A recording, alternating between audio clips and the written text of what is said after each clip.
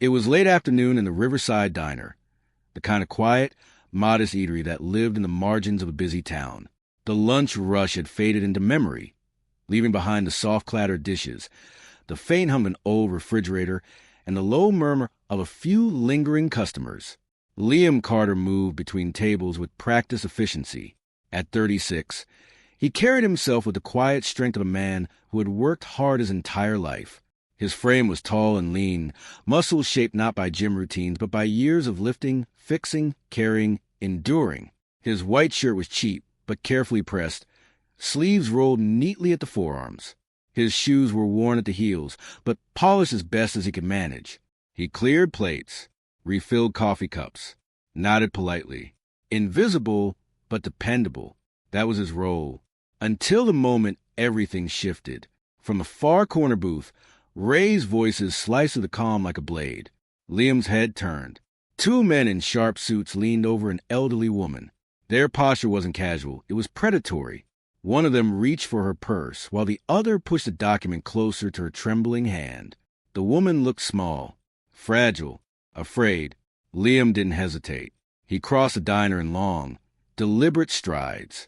Just as the older man's fingers closed around the purse strap, Liam's hand shot out and caught his wrist mid-motion. The contact was firm, unyielding. The diner fell silent.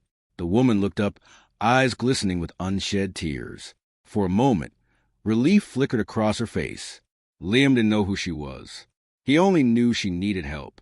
What he couldn't have known was that the frail grandmother sitting before him was Adelaide Whitmore, CEO of Helios Group, quietly testing the world to see if integrity still existed. The scene seemed to slow. The pen in the woman's hand trembled above a contract filled with dense, suffocating legal text. No clear exit. No mercy written between the lines. The man with slick back hair, Clinton Drake, smiled thinly, confidence dripping from every movement.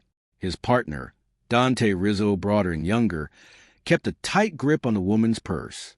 Everything about them was calculated. Liam noticed the small details. A silver keychain resting near her teacup. Subtle, expensive, initials engraved carefully. It meant nothing to him. What mattered was the fear in her eyes. Sunlight streamed through the windows, bouncing off cheap laminate tables. The scent of coffee hung in the air, but beneath it was something sharper now. Tension, metallic and heavy. Liam's heartbeat quickened.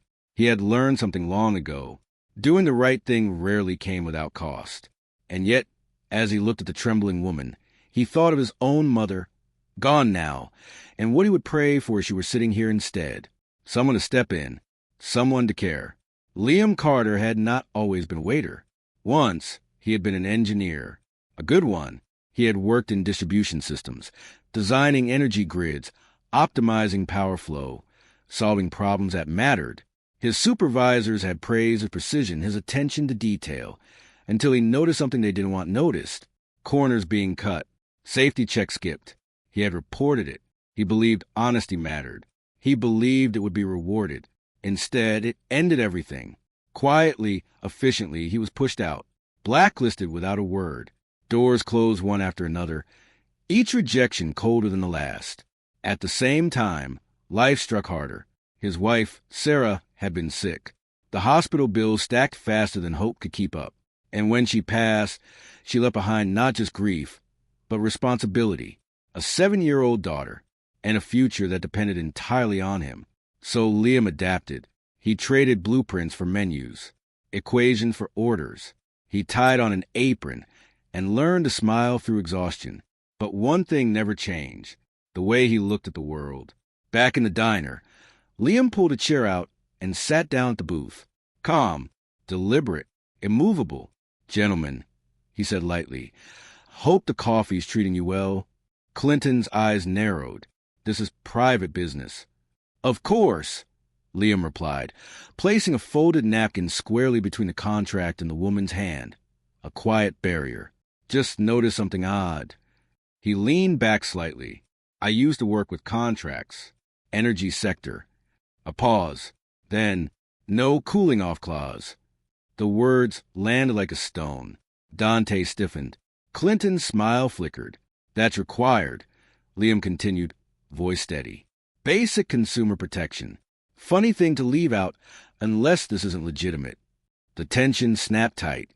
You're out of your depth, Clinton said coldly. Maybe, Liam replied. But I understand pressure when I see it. His tone hardened just enough. And I understand when someone's being taken advantage of. Silence stretched. Then Liam leaned forward slightly. So here's what's going to happen. His eyes locked onto theirs. You're going to leave. A beat. She keeps her purse. Another beat. And this ends now. For a moment, it looked like it might escalate. Clinton stood slowly, adjusting his jacket. You're making a mistake. Dante pulled out his phone, snapping a quick photo of Liam's name tag. We'll remember you. They left, but not quietly. Hope you can afford to lose this job. Clinton called over his shoulder. The door shut behind them, and slowly, life returned to the diner. The woman, Adelaide, looked at Liam with something unreadable in her expression. Not just gratitude, something deeper. She reached into her purse, pulled out cash, and folded it neatly into a napkin.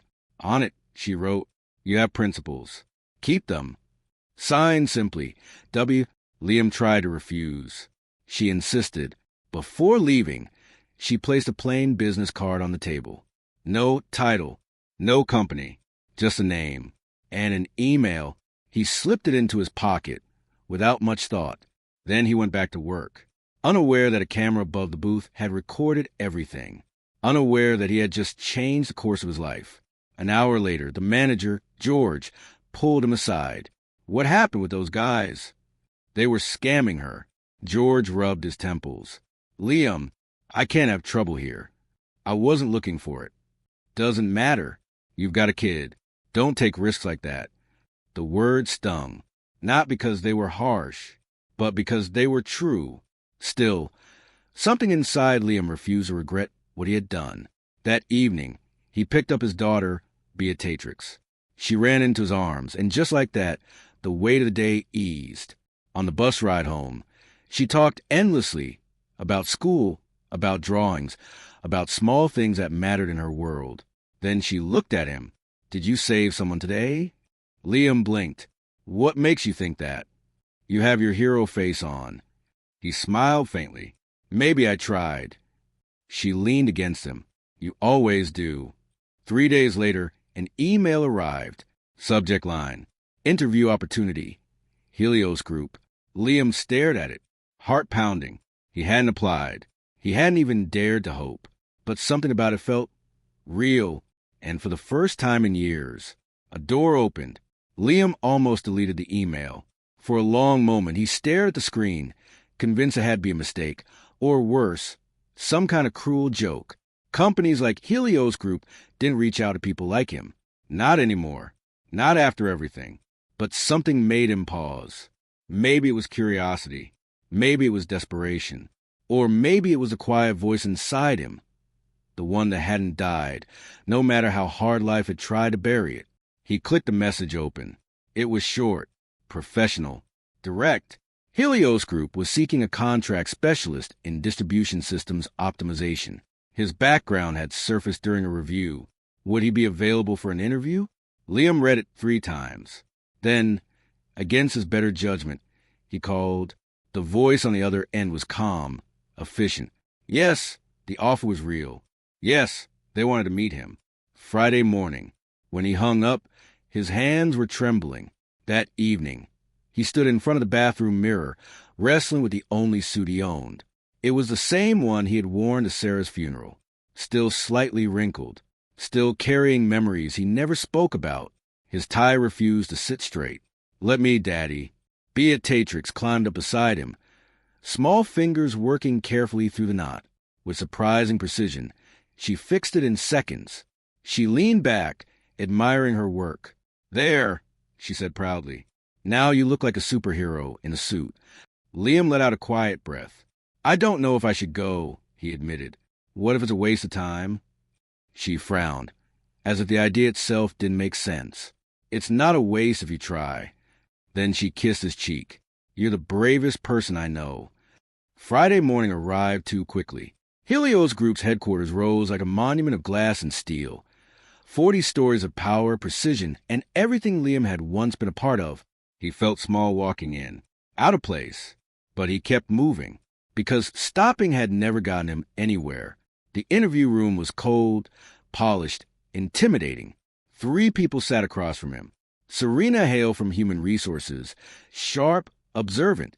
Otis Bellamy from Operations, measured and practical. Henry Flynn from Engineering, young, confident, skeptical. They studied his resume. More specifically, they studied the gap.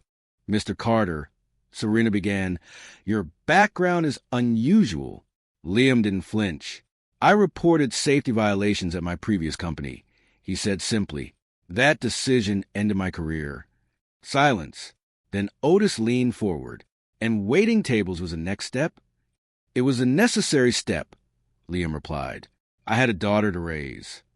Henry smirked slightly. And now you want to come back? After all this time? Liam met his gaze. I never stopped being an engineer. He reached into his bag and pulled out a folder. I've been studying your distribution system. That caught their attention.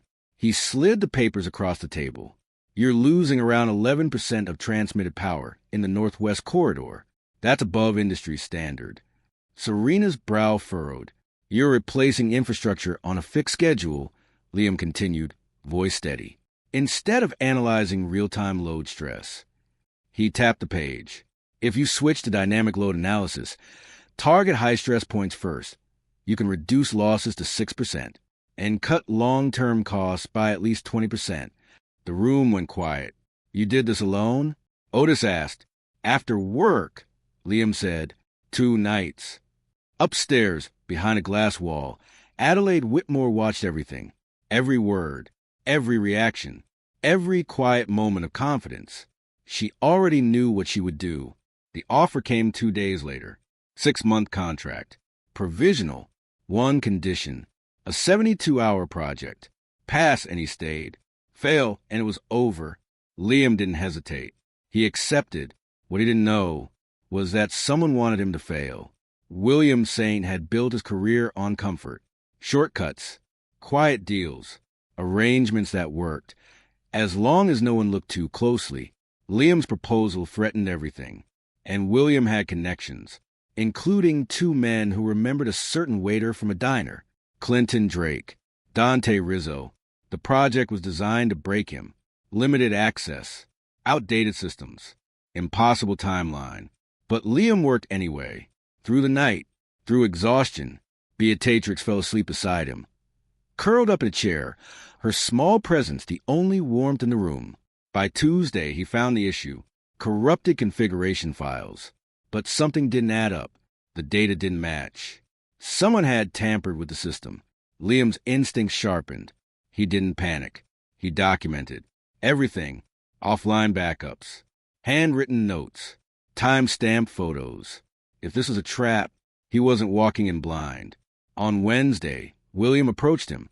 Friendly. Smiling. Dangerous. I can make this easier for you, he said casually. Stay quiet. Play along. A pause. You'll get the job. Stability. Security. Then, think about your kid. Liam glanced at the photo on his desk. Beatrix, holding her crayon drawing. Daddy, don't be scared. He looked back at William. I can't sell my daughter's eyes. The smile faded just slightly. That's a shame, William said. By Wednesday night, Liam had fixed everything. Verified it. Tested it. It worked perfectly. Thursday morning. Presentation day. The room filled. Executives. Managers. Observers. Liam stood at the front. Calm. Focused. He explained the issue. The fix. The projected savings. 14.2%. Then he ran the simulation. The screen flickered. Then crashed. Errors flooded the system. The room erupted in confusion. William stood slowly, shaking his head. This is what happens when you hire unqualified people. Liam's chest tightened. This isn't right, he said. It worked. Enough? Otis cut in. Security. 2 officers stepped forward. And just like that, it was over. Outside, rain poured down in relentless sheets. Liam stood there, soaked, numb.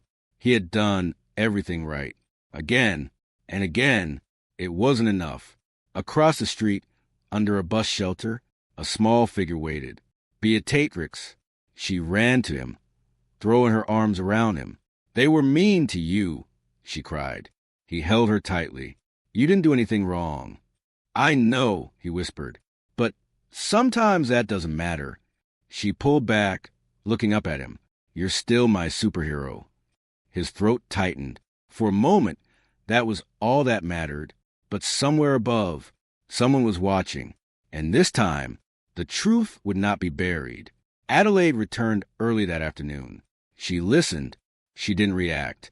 Then she gave one order. Full forensic audit. Now! Within hours, everything surfaced. The tampered files, the altered timestamps, the hidden access logs, security footage. William at Liam's workstation. After hours, unauthorized. Another video. William meeting Dante Rizzo. The pieces locked into place. Then came one final piece. The diner footage. George had saved it. Liam stepping in. Without hesitation. Without reward. Without fear. Adelaide watched in silence. Then she stood. "It's time." The next morning, an emergency meeting was called.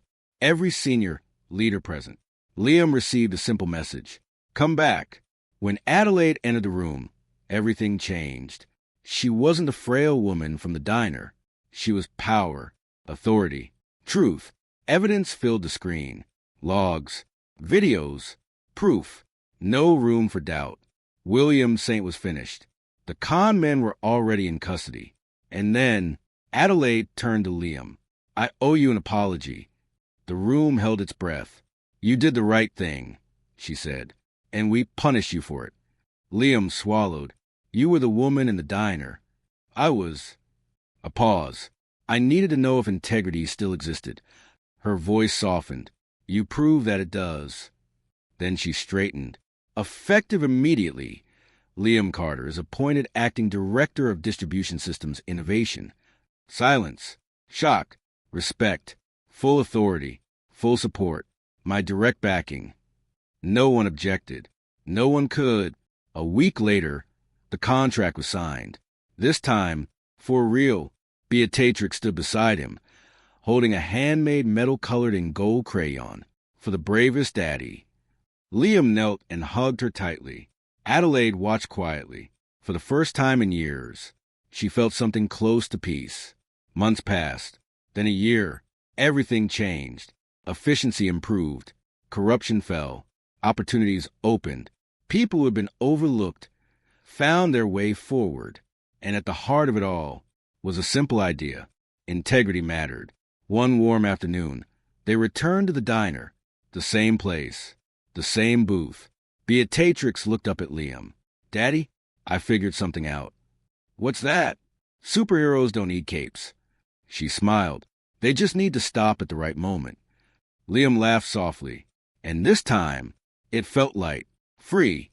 Adelaide stood beside them, her silver bracelet catching the sunlight. Truth. It had always been there, waiting. As they walked away together, the world felt different. Not perfect, but better, because one man had stopped at the right moment and refused to look away.